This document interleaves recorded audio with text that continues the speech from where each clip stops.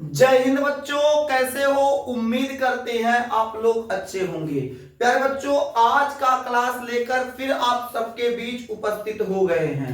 मेरे देश के नौजवान आज के क्लास में अध्ययन करने वाले हैं धातुओं के रासायनिक गुण, केमिकल प्रॉपर्टीज ऑफ मेटल। मेरे देश के नौजवान, आज का क्लास बहुत ही इंपॉर्टेंट होने वाला है। उससे पहले आपको बता दें, पिछले क्लास में आपको धातु की परिभाषा, धातु का एग्जाम्पल, धातुओं के भौतिक गुण पर चर्चा कर लिया गया है। यदि आप लोगों ने वो क्लास नहीं देखा है तो मेरे देश के अच्छे बच्चे जाइए, पहले आप उस क्लास को देख के आइए। इस चैप्टर का वो पहला लेक्चर था, आप पहले लेक्चर को देख के आइए, फिर इस लेक्चर को देखिए तो आपको बेहतर समझ में आएगा।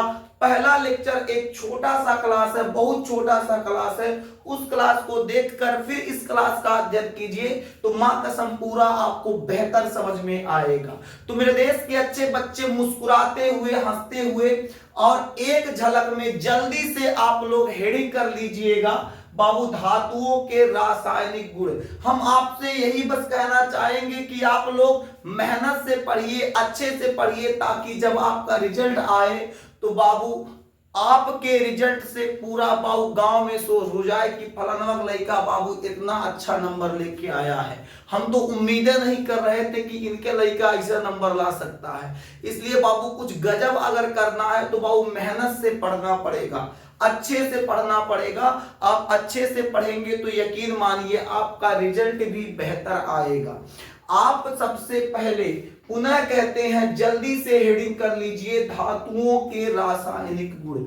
अब ये धातु का जो रासायनिक गुण होता है, इसमें क्या होता है पहले समझते हैं। यानी धातुओं को अलग अलग पदार्थों से क्रिया कराया जाएगा, अलग अलग पदार्थों के साथ रिएक्शन कराया जाएगा। रिएक्शन के पश्चात कौन कौन से उत्पाद का निर्माण होगा, इसे हम लोग देखेंगे। जैसे रासायनिक गुण में जो धातु होता है, धातु की क्रिया सबसे पहले ऑक्सीजन से कराते हैं। किससे कराते हैं? ऑक्सीजन से। तो सबसे पहले हेडिंग कीजिएगा ऑक्सीजन, ऑक्सीजन, ऑक्सीजन से क्रिया, ऑक्सीजन से क्रिया, reaction with oxygen, reaction with oxygen, reaction with oxygen.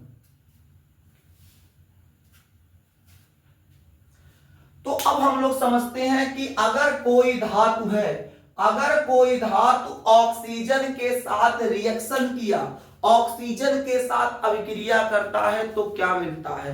मेरे देश के नौजवान सबके लिए एक एक फॉर्मूला तैयार करेंगे। फार्मूला हम लोग बाबू याद नहीं करेंगे, फार्मूला खुद बनाएंगे, रिएक्शन के द्वारा बनाएंगे। ठीक है, आप चाहें तो आप फार्मूला याद करके भी अपना उदाहरण दे सकते हैं, या फिर उदाहरण, एक उदाहरण से आप फार्मूला भी बना सकते हैं। बहुत कठिन नहीं है, बहुत आसान है। अगर आप ध्यान से समझेंगे तो आपको किसी प्रकार की समस्या नहीं होगा। जैसे एग्जाम्पल से समझाते हैं आपको। जैसे हमारे पास एक एग्जाम्पल है, हमारे पास एक धातु है बाबू जेडेयन, हमारे पास एक धातु है जेडेयन। जेडेयन का अर्थ क्या है बाबू? जेडेयन का तात्पर्य यह है जिंक। हमारे पास एक धातु है जिंक, जिंक की क्रिया हम बाबू ऑक्सीजन से कराते हैं। जिंक की क्रिया किससे कराते हैं? ऑक्सीजन, क्योंकि ऑक्सीजन से क्रिया लिखा है। यानी जब कोई धातु होगा किससे क्रिया करेगा? ऑक्सीजन से क्रिया करेगा। जब हम देखें क्या जेडेयन जो है ऑक्सीजन से जब क्रिया किया तो क्रिया के उपरांत बाबू धातु ऑक्साइड का निर्माण किया। धातु ऑक्साइड का मतलब ये है कि देखो ये धातु, जेडेयन क्या है? धातु है। ऑक्साइड का मतलब बाबू ये होता है, अगर किसी धातु के पीछे ऑक्सीजन लग जाता है उसे धातु ऑक्साइड कहते हैं। जब जेडेयन ऑक्सीजन से अभिक्रिया किया तो जिंक ऑक्साइड बना दिया। ये क्या था बाबू? ये था जिंक, ये है ऑक्सीजन।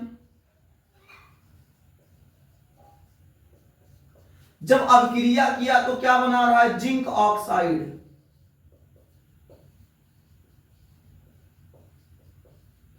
यानी कहने का मतलब क्या है, जब कोई धातु ऑक्सीजन से क्रिया करेगा तो ऑक्साइड का निर्माण करेगा। किस प्रकार के ऑक्साइड का? तो बाबू धातु ऑक्साइड का निर्माण करेगा। फॉर्मूला यहां से निकल के आ गया, जब कोई धातु ऑक्सीजन से अभिक्रिया करेगा तो अभिक्रिया के उपरांत जिंक ऑक्साइड का निर्माण करेगा। पहले एक एग्जांपल और देते हैं, उसके बाद बाबू बताते हैं इसका फॉर्मूला बाबू आप रटिएगा नहीं, ऐसे ही समझ लीजिएगा। अगर आप कहेंगे तो पहले फॉर्मूला बता देंगे, कोई आपत्ति नहीं है, लेकिन हम चाहते हैं कि बाबू आप एग्जाम्पल से चीजों को समझिए और समझने के बाद अपने शब्दों में लिखने का प्रयास कीजिए, ताकि आपका नोट्स बेहतर बन सके। और जब नोट्स बेहतर बनेगा बाबू, तो जब आप अपने शब्दों में एग्जाम कॉपी जो मिलेगा आपको, उसमें जब उत्तर देंगे तो आपका बाबू नंबर बेहतर आएगा। जैसे हमारे पास एक बाबू धातु है Mg क्या होता है? मैग्नीशियम होता है। मैग्नीशियम की क्रिया ऑक्सीजन से करा दिए बाबू। जब मैग्नीशियम ऑक्सीजन से क्रिया करेगा तो क्या बनाएगा? MgO magnesium oxide. क्या बनाएगा? MgO magnesium oxide. यानी कहने का मतलब क्या हुआ? अब यहीं से बाबू आप इसका फॉर्मूला दे सकते हैं। फॉर्मूला यहां से क्या निकल के आया, जब कोई धातु, ध्यान से समझिए, फॉर्मूला परिभाषा सेम है। जब कोई धातु ऑक्सीजन से अभिक्रिया करता है, जब कोई धातु ऑक्सीजन से अभिक्रिया करेगा तो अभिक्रिया के उपरांत धातु ऑक्साइड का निर्माण करता है। किसका निर्माण करता है? धातु ऑक्साइड का निर्माण करता है। अब बताओ बाबू, फार्मूला रटने की आवश्यकता है क्या? अरे भाई साहब, फार्मूला आप ऐसे बना लोगे और फार्मूला जब बन जाएगा बाबू, यहीं से क्या होगा, इसका थ्योरी भी आप दे सकते हैं। अगर हम आपसे पूछ ले क्या होता है जब धातु ऑक्सीजन से अभिक्रिया करता है, तो आप कहेंगे जब धातु ऑक्सीजन से अभिक्रिया करता है तो अभिक्रिया के उपरांत धातु ऑक्साइड का निर्माण करता है। किसका निर्माण करता है? धातु ऑक्साइड का निर्माण। क्या अब ये बताइए, इसे लिखने की आवश्यकता है? बोलिए मेरे देश के नौजवान, क्या इसे लिखने की आवश्यकता है क्या, कि धातु जब ऑक्सीजन से अभिक्रिया करेगा तो धातु ऑक्साइड का निर्माण करेगा? नहीं लिखने की आवश्यकता है, नोट कर लेंगे, याद हो गया। यानी अभी हम आपको क्या समझा रहे थे? अभी आपको ये समझाया जा रहा था, जो धातु होता है जब ऑक्सीजन से अभिक्रिया करेगा तो धातु ऑक्साइड का निर्माण करता है। किसका निर्माण करेगा? धातु ऑक्साइड का निर्माण करेगा। बोलो मेरे देश के नौजवान, जल्दी बोलिए, क्या इतना बात आपको समझ में आ गया?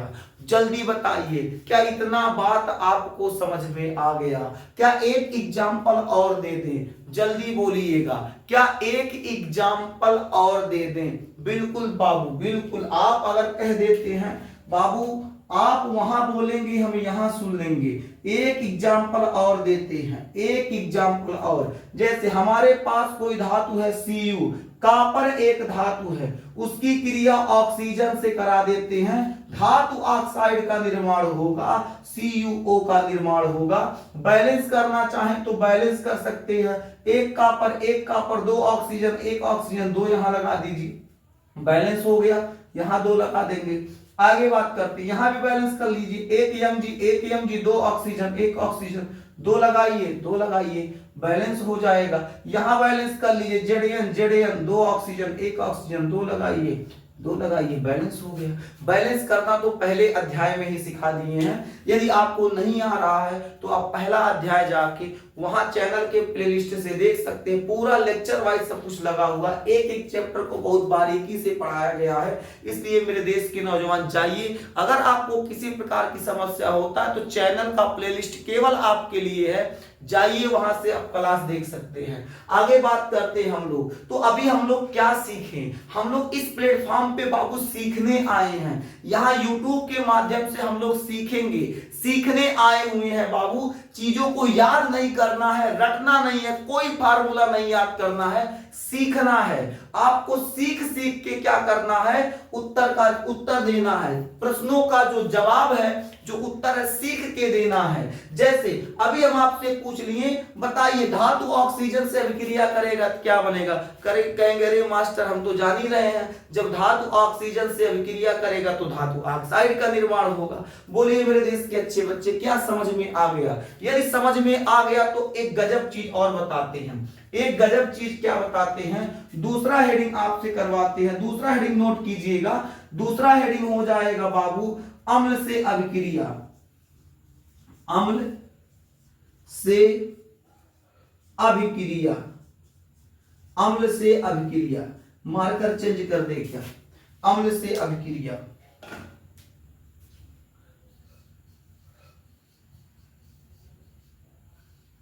Reaction with acid. किससे अभिक्रिया बाबू? अम्ल से अभिक्रिया। यानी अगर कोई धातु, यदि कोई धातु अम्ल से अभिक्रिया करता है, यदि कोई धातु अम्ल से अभिक्रिया करेगा तो क्या निर्माण करेगा? जैसे एग्जाम्पल के तौर पे देखिएगा, हमारे पास एक धातु है, एक धातु, कोई धातु ले लीजिए, कोई धातु। हमारे पास एक धातु है बाबू Na, हमारे पास एक धातु है Na को हम लोग क्या कहते हैं? तो Na को हम लोग बाबू सोडियम कहते हैं। लिखने की आवश्यकता नहीं है, बस नोट कर लीजिए। यहां देखिए Na को हम लोग क्या कहेंगे? सोडियम कहेंगे। हमारे पास एक धातु है सोडियम, सोडियम की क्रिया बाबू अम्ल से कराते हैं। कौन सा अम्ल? तो नॉर्मल अम्ल लेते हैं बाबू, HCl। नॉर्मल कह दिए, लेकिन नॉर्मल नहीं है, चमड़े पे गिर जाएगा तो खलरा उधेर देगा, ये जान लीजिएगा। तो ये है बाबू आपका एक धातु Na यानी सोडियम। एक हम लोग अम्ल लिए हैं, अम्ल क्या है? HCl, hydrochloric acid. HCl अम्ल ले लिए हैं। अच्छा जल्दी से बताइए HCl का pH मान कितना होता है? जल्दी बताइए HCl का pH मान कितना होता है? मन में सोचिए, जल्दी बोलिए, जल्दी। कितना कितना? एक। बहुत अच्छे, जिनका भी एक जवाब है बाबू, बहुत अच्छे, बिल्कुल सही बात है। आगे बढ़ जाए तो यहां सुनिएगा, ये आपका एक धातु है, धातु की क्रिया बाबू अम्ल से कराते हैं। तो जब बाबू सोडियम अम्ल से क्रिया करेगा तो यहां देखिए H और Cl टूटेगा। इस Cl बाबू H को लात मार के बियाह कर लेगा Na से। जब Cl लात मार के बाबू H को लात मार के Cl क्या करेगा? Na से बियाह करेगा तो NaCl हो जाएगा और बेचारा ये अकेले रह जाएगा, हाइड्रोजन। अब हाइड्रोजन को कोई भाई पड़दार नहीं, तो क्या करेगा? यहाँ 2 लगा लेंगे, अकेले नहीं लिखते हैं तो यहाँ क्या लगा लेंगे? 2 लगा लेंगे। यानी हाइड्रोजन बाबू यहाँ मुक्त होगा। यानी क्या कह सकते हैं? कह सकते हैं, क्या कहेंगे? जब धातु अम्ल से अभिक्रिया करेगा, ध्यान से सुनिएगा, जब धातु अम्ल से अभिक्रिया करेगा तो लवण का निर्माण होगा और हाइड्रोजन गैस मुक्त होगा। जब धातु अम्ल से अभिक्रिया करेगा तो लवण का निर्माण होगा, हाइड्रोजन गैस मुक्त होगा।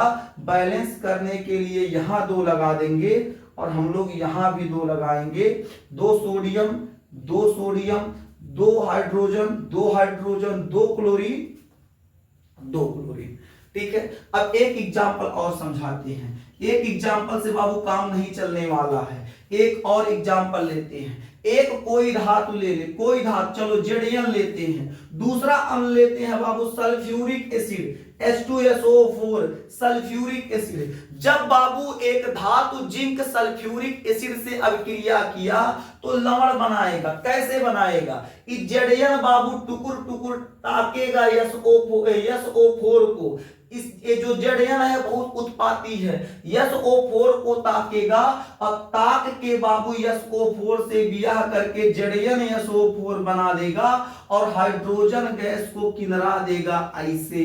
तो अब बताइएगा, अब बताइए, यहां देखिए जब बाबू जड़यन सल्फ्यूरिक अम्ल से क्रिया किया तो जड़यन SO4 यानी जिंक सल्फेट का निर्माण किया, हाइड्रोजन गैस मुक्त कर दिया। यानी यहां देखिएगा, बहुत ध्यान से समझिए कि बाबू जो धातु है जब अम्ल से क्रिया कर रहा है तो क्रिया के उपरांत लवण का निर्माण कर रहा है और हाइड्रोजन गैस मुक्त कर रहा है। तो हम लोग क्या लिख सकते हैं, हम लोग लिख सकते हैं बाबू, फार्मूला यही से बनाइए। तो धातु बाबू जब अम्ल से क्रिया करेगा, जब बाबू धातु अम्ल से क्रिया करेगा तो लवण का निर्माण करेगा, हाइड्रोजन गैस बाबू मुक्त करेगा।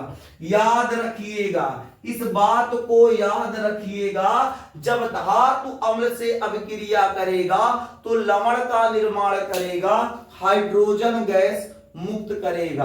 अब आपसे प्रश्न पूछते हैं, जल्दी से प्रश्न का उत्तर दीजिएगा, जल्दी से मेरे देश के नौजवान। हम आपसे प्रश्न सीधे डायरेक्ट पूछते हैं।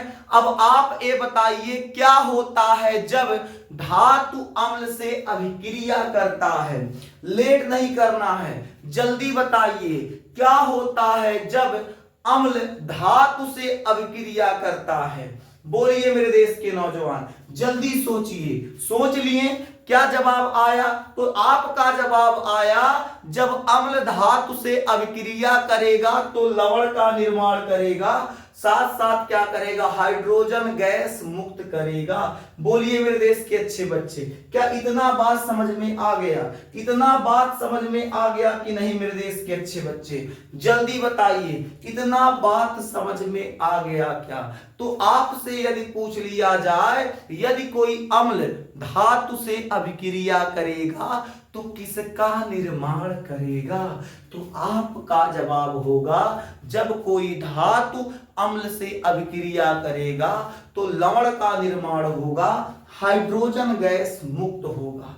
ठीक है मेरे देश के अच्छे बच्चे, आगे बढ़ते हैं, आगे बढ़ते हैं मेरे देश के नौजवान। आप ही लोग तो बाबू आगे चल के इस देश को संभालने वाले हैं। आप ही में से बाबू कोई मिनिस्टर बनेगा, कोई सीएम बनेगा, आगे चल के आप ही में से बाबू कोई मास्टर बनेगा, और जौन मास्टर बनेगा वो खूखारे मास्टर बनेगा। वो जान रहा है, सुरेंद्र मार साहब से पढ़ रहे हैं बाबू, इसका मतलब बाबू हमारा विद्यार्थी बाबू आगे चल के अगर टीचर बना तो खूखार बनेगा। बनोगे ना, इतना लाजवाब पढ़ाइएगा, हम तो कहेंगे अगर आप भविष्य में टीचर बनते हैं तो हमसे भी खतरनाक पढ़ाइएगा। इतना जबरदस्त पढ़ा दीजिए, खोपड़ी में तुरंत धड़ाक से बैठ जाए, एकदम तुरंत है। समझ में आया कि नहीं? आगे देखिए, आगे बात करते हैं। तीसरी हेडिंग कीजिएगा मेरे देश के अच्छे बच्चे। अगली हेडिंग, नई हेडिंग, तीसरी हेडिंग क्या रहेगी? तीसरी हेडिंग कीजिएगा। तीसरी हेडिंग क्या रहेगा? जल्दी से सोच लेते हैं। पहला हो गया क्या? ऑक्सीजन से क्रिया। दूसरा हो गया क्या? अम्ल से अभिक्रिया। तीसरा लिखिएगा, तीसरी हेडिंग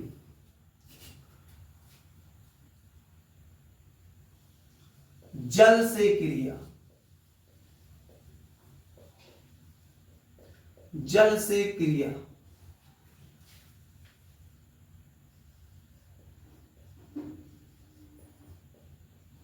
रिएक्शन विथ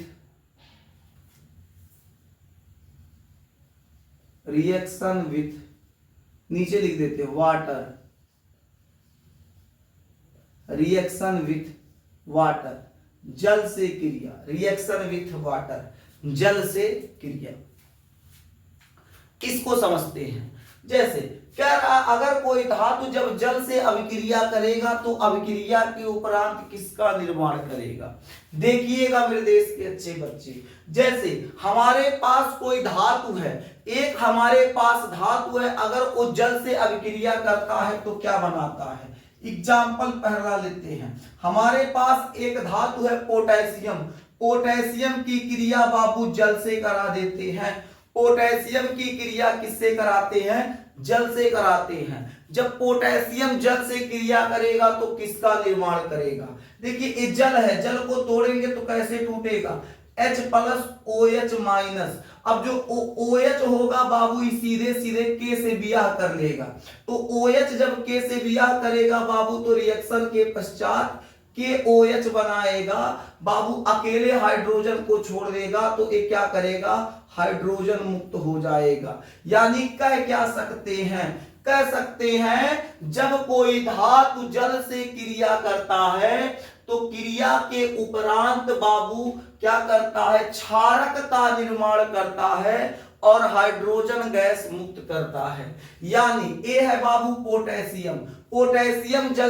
पोटेशियम जब जल से क्रिया किया तो क्रिया के उपरांत एक क्षारक का निर्माण कर रहा है, उसके साथ साथ हाइड्रोजन गैस मुक्त कर रहा है।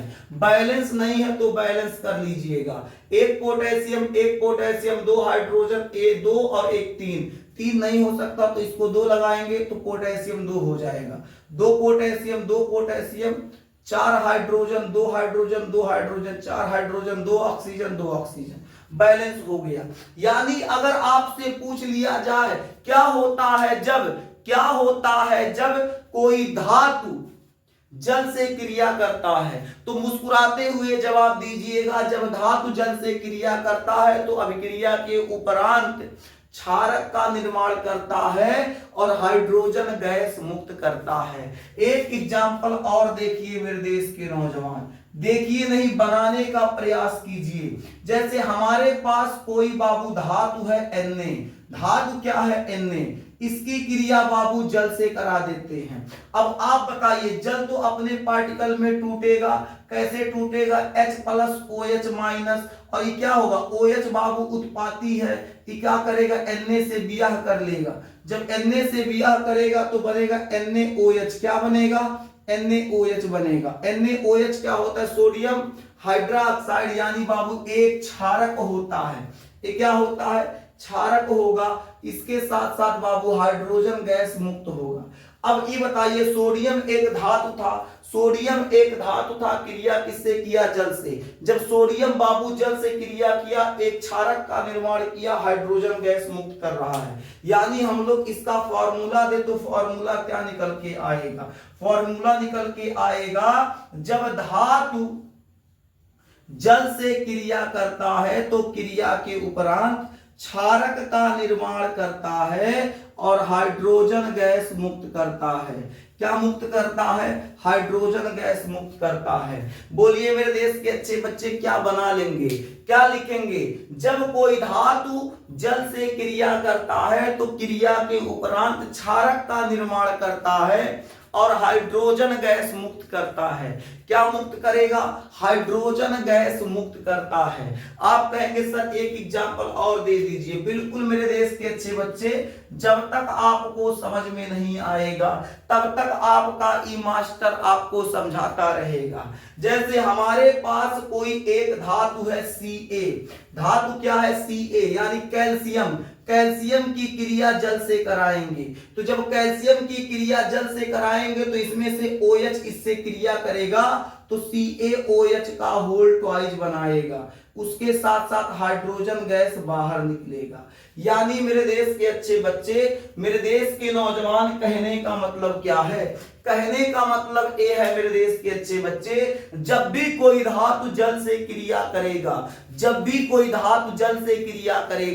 तो क्रिया के उपरांत एक क्षारक का निर्माण करता है और क्या करेगा, हाइड्रोजन गैस मुक्त करेगा। जल्दी से चेक करते हैं क्या ये बैलेंस है, देख लेते हैं। एक कैल्शियम बराबर 2 हाइड्रोजन 2 4 हाइड्रोजन, इसको 4 बनाने के लिए यहाँ 2 लगाएंगे तो 4 हाइड्रोजन 2 ऑक्सीजन बराबर हो गया। यहाँ भी जल्दी चेक कर लीजिए, एक सोडियम 2 हाइड्रोजन, यहाँ हाइड्रोजन 3 है, इसको क्या बनाना पड़ेगा, 4 बनाना पड़ेगा। यहाँ 2 लगा दिए और उसके बाद यहाँ 2 लगा दिए। देखिए 2 sodium 4 hydrogen 2 hydrogen 4 hydrogen 2 oxygen, ये तो बैलेंस है बाबू। मेरे देश के नौजवान, उम्मीद करते हैं आपको यहाँ तक समझ में आ गया होगा। यदि समझ में आ गया तो नोट कीजिए, आपको आगे बता दिया जाए। नोट कीजिए मेरे देश के अच्छे बच्चे।